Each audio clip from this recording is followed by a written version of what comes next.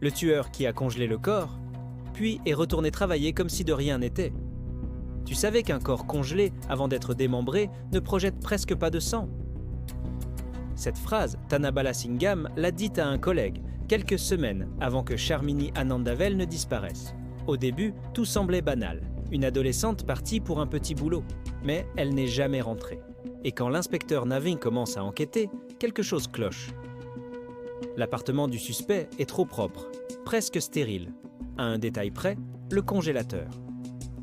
Quand il l'ouvre, des cristaux de glace teintés de rouge, des fragments de chair et ce bourdonnement sourd qui semble s'échapper de la cuisine.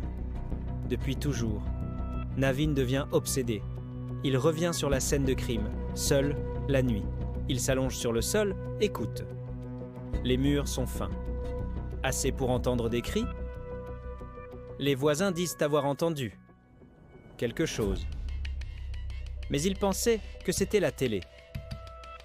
Pendant ce temps, le corps de Charmini refait surface, en morceaux, dispersés dans 2 décharges différentes, comme si le tueur avait planifié chaque détail, même la découverte. La communauté tamoule est en état de choc. Des lettres anonymes apparaissent. Charmini n'était pas la première, elle ne sera pas la dernière. Et pendant les funérailles, un oncle hurle. Il a vu une ombre, derrière le rideau. Quand il regarde, il n'y a plus personne. Mais le plus dérangeant reste à venir. Dans une vieille commode, on retrouve une robe de mariée soigneusement pliée. Celle que Charmini devait porter dans 6 mois. Des taches, à peine visibles. Nettoyées à la javel, mais toujours présentes. Sous lumière UV, elles forment des empreintes. Comme si quelqu'un avait essayé de la retenir, de la forcer. Thanabalasingham, il est retourné travailler. Il souriait, comme si Charmini n'avait jamais existé.